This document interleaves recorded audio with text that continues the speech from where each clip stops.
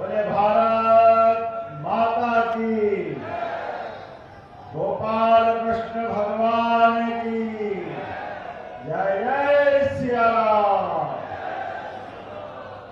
आज की सभा में मेरे साथ मंच पर विराजमान अभी जिनने अपनी बात विस्तार से कही, यहाँ के विधायक और हमारी सरकार के लोकप्रिय मंत्री माननीय गोविंद राजपूत जी, आपका भी अभिनंदन है, वंदन है। इस मंच पर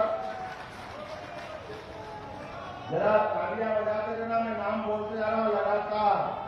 गौरव सिरोठिया जी जिलाध्यक्ष भाजपा, प्रदीप लारिया जी विधायक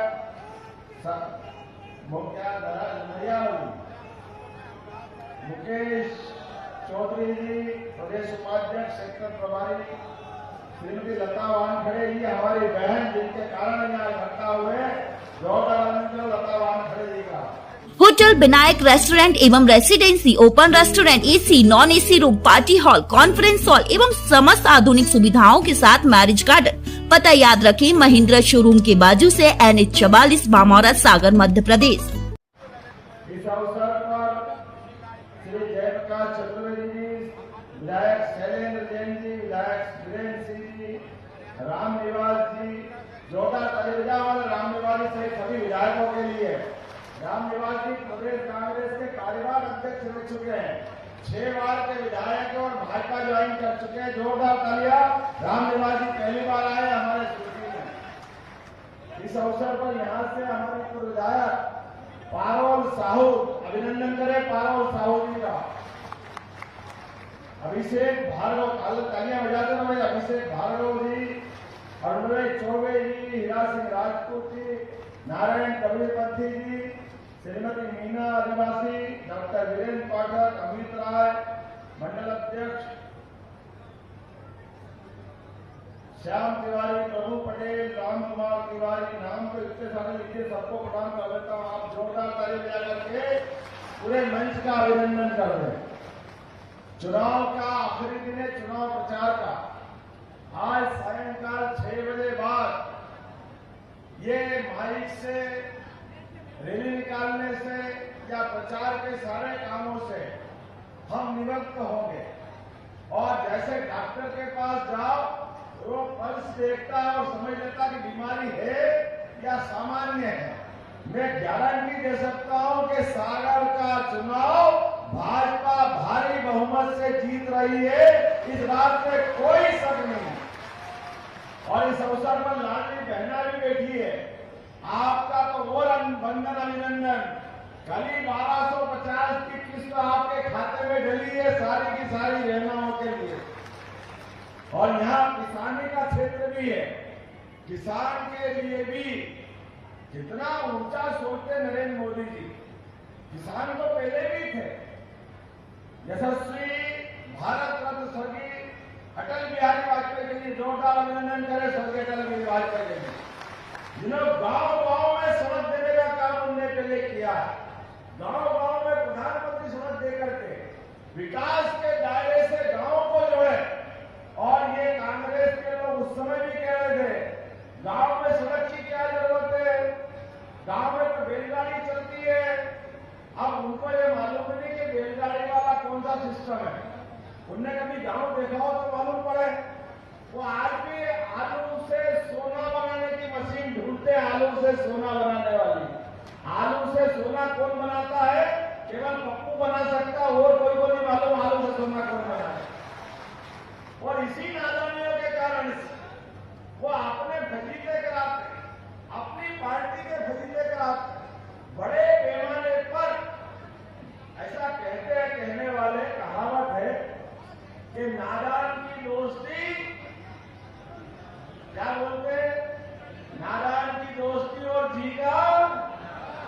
ये जो मुहावरा है, पहले तो हमको समझ में नहीं आता था कि कहां से चला है, लेकिन जब से राजीव गांधी के बेटे राहुल गांधी जी आ गए, तब से हमारी पार्टी रोज बढ़ती जाती है।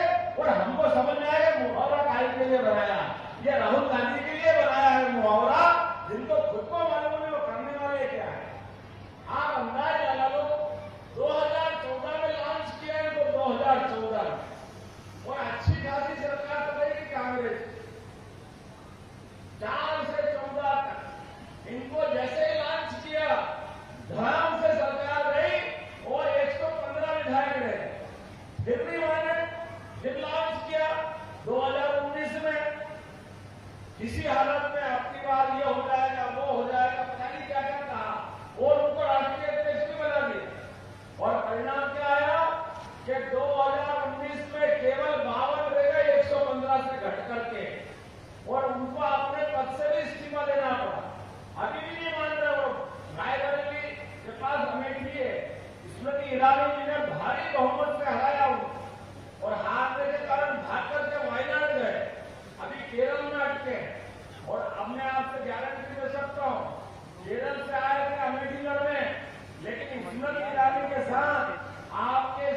वक्त में हमने फार्म भरवाया और चुनौती दी कांग्रेस को, आ जाओ राहुल गांधी, आप में दम हो तो फार्म भर के देखो, आप चुनाव लड़के देखो। अरे मित्रों, इतने डरपोक निकले, चुनाव लड़के रिजल्ट आने की तो बात छोड़ दो, आते आते ड्राइवर से बोला गाड़ी पलटा ले और अमेठी चलेंगे नहीं, रायबरेली नहीं पहुंच गए। इनको अपने सीट के ऊपर, जहां वो कांग्रेस की वर्षों वर्षों से सीट, जहां उनके अपने पुरखे बताते कि हमारा वर्षों से राज है, वहां के ऊपर लड़ने की हिम्मत भी नहीं। और ये मान के चलो 2019 में मोदी जी के खिलाफ जो बोला था, उनने अपनी कीमत चुकाई, केवल 52 लोग एक बस की सवारी ले गई। और अब फिर चुनाव हो रहा है, अभी बेन भाई पता नहीं क्या क्या बोल रहे हैं। निश्चित मानना अब एक टेम्पो की सवारी मिल जाएगी, टेम्पो की इतने विधायक, इतने सांसद कम होंगे, कांग्रेस के पते लगने वाले नहीं। मुझे इस बात को कहने में कोई गुरेज नहीं।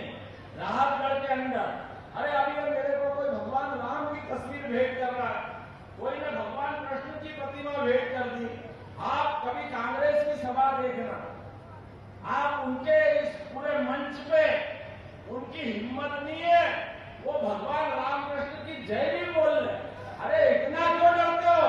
और रामकृष्ण से डरोगे तो आपको कहां जगह मिलेगी? भारत में तो जगह मिलने वाली नहीं है।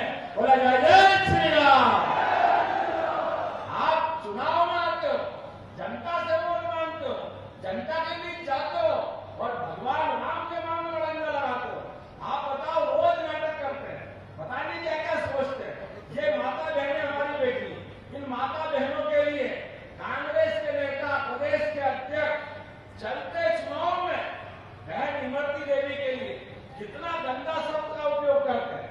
कभी कोई सोच नहीं सकता बहन बेटी के लिए इज्जत ये होना चाहिए, लेकिन वो सरेआम इज्जत उछालते हैं। और उनके बड़े बड़े नेता कमलनाथ, दिग्विजय सिंह, ये भी महिलाओं को कोई आइटम बताता, कोई कंचमाल बताता, कोई रस ढूंढता है।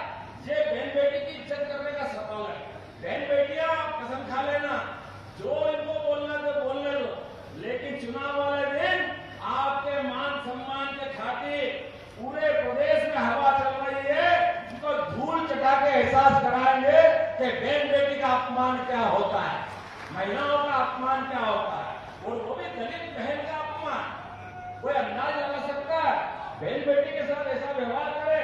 लेकिन कांग्रेस के लोग घमंड से चूर, 7वें आसमान पे 17 लाख साल पहले हमने वो किस्सा याद करो, भगवान राम के काल में घमंड से चूर होकर के रावण ने सीता माता का अपहरण किया।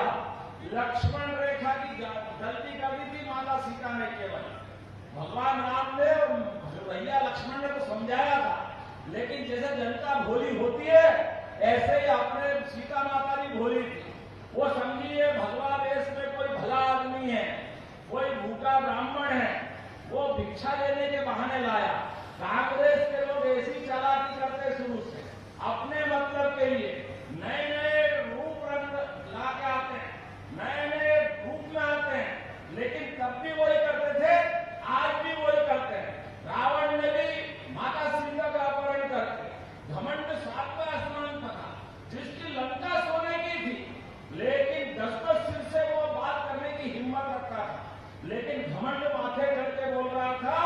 और हमने सबने देखा भगवान राम का रावण से युद्ध हुआ, और रावण से युद्ध में भगवान राम मारने लगे, एक एक करके कटने वाली गर्दनें वापस कट कट के जुड़ती गई। तो ये कांग्रेस के झूठे एक के बाद एक वापस बोलते जाते हैं, किस मुंह से बोलते पता ही नहीं चलता है।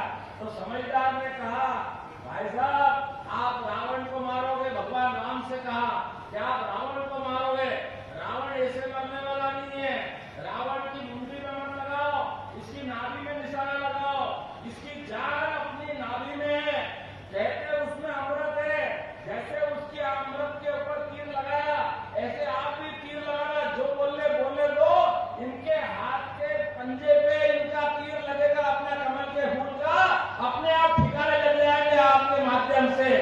ऐसा भाजपा का वोट देना, इतना वोट देना कि सही साथ निशाने के लगे, इनकी नाभि में जब तक तीर लगेगा ये कांग्रेस के लोग मरने वाले नहीं है। मैं आज इस अवसर पर इसलिए कहना चाहता हूँ, भगवान राम के मामले में जो अड़ने लगा, भगवान कृष्ण के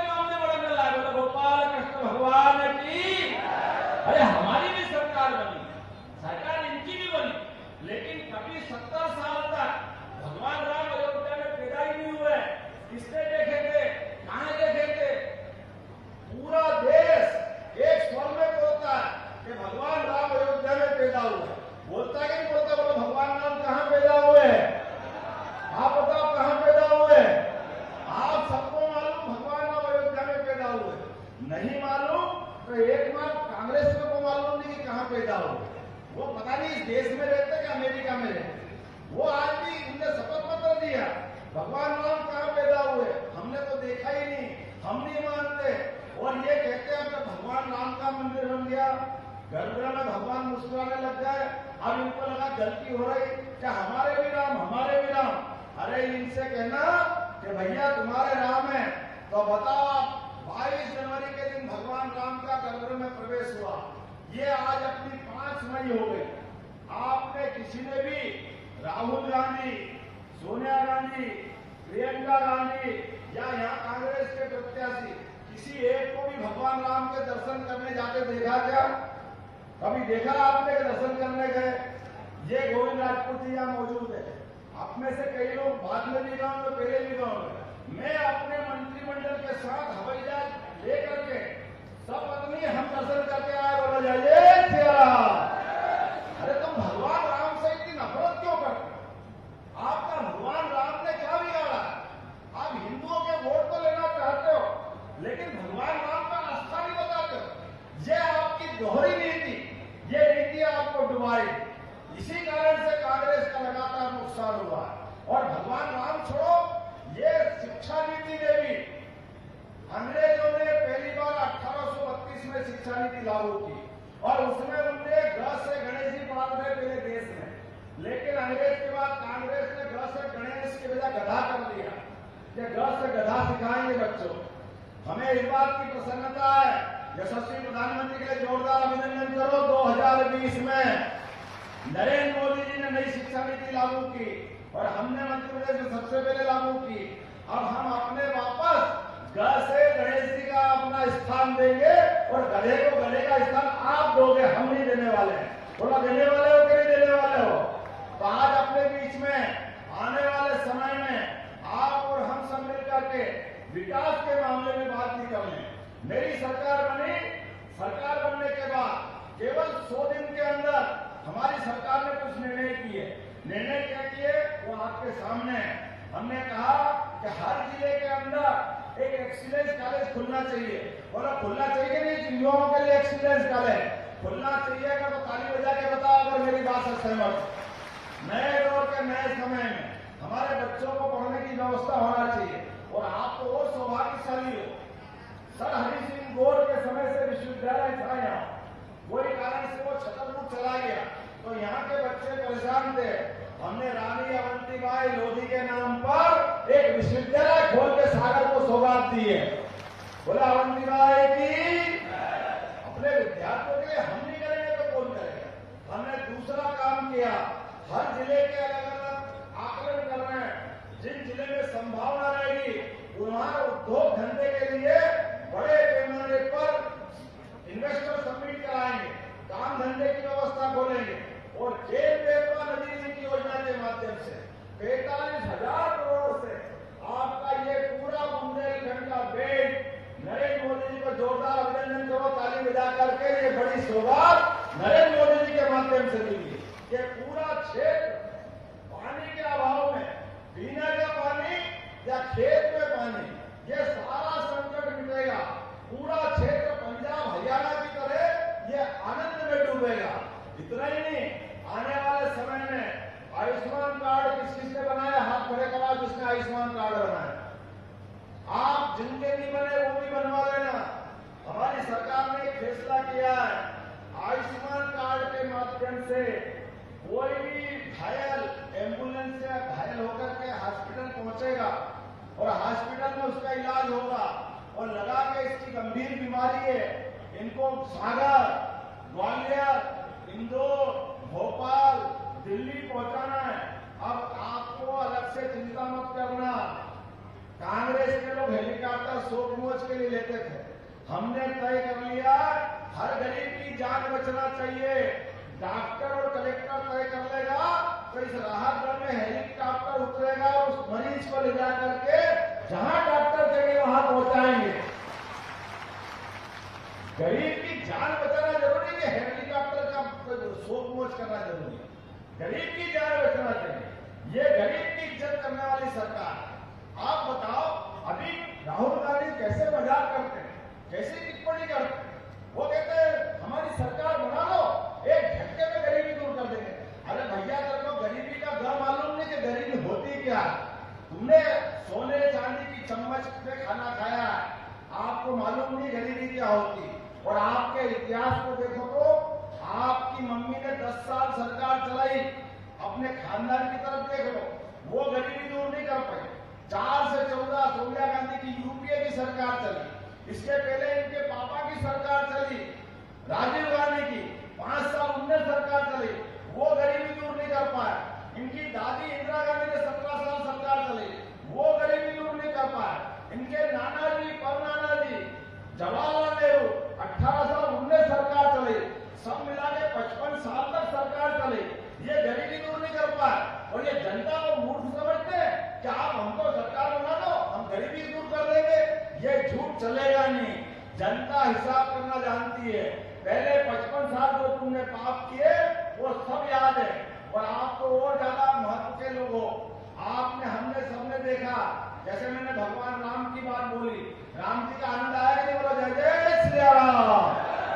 और बाबा महाकाल का आनंद आया कि नहीं? बोलो बाबा महाकाल महाराज की। अगर राम जी का आनंद आ गया, बाबा महाकाल का, महालोक का आनंद आ गया, तो जगन्नाथ जी के कृष्ण कन्हैया ने क्या बिगाड़ा? और उनका जयकारा होना चाहिए कि नहीं होना चाहिए? वो सब बुला रहे हैं कि आपकी बार का वोट कृष्ण कन्हैया को मुस्कुराने के लिए। बोला सब तैयार है के लिए? तो आप सब अपने स्थान पे खड़े हो जाओ और बांध लो मुट्ठी अपनी और संकल्प करो, आने वाले समय में यशस्वी प्रधानमंत्री मोदी जी के नेतृत्व में एक वोट भाजपा के पक्ष में पड़ेगा। और भाजपा के पक्ष में पड़ने वाला वोट हमें गोपाल कृष्ण को मुस्कुराने का मौका देगा, भारत को दुनिया का नंबर 1 देश बनाने के लिए मौका देगा। हम सब तैयार हैं?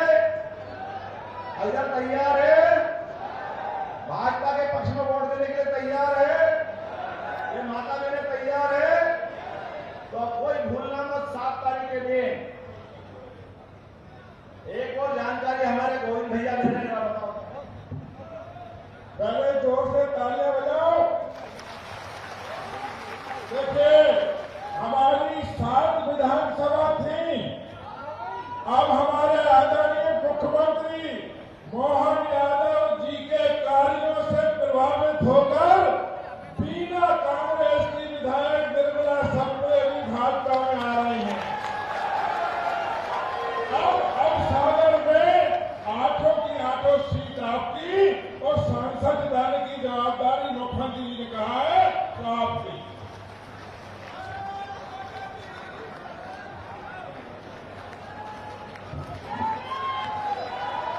मेरे साथ बोले भारत माता की। Hotel Rudra residency pure veg family restaurant के साथ ठहरने की उत्तम व्यवस्था, AC non AC luxury room उपलब्ध, तो जरूर पधारें। पता साईं खेड़ा, लेधौरा हाट, 4 लाइन चौराहा, नर्सिंग कॉलेज के बाजू में, सागर।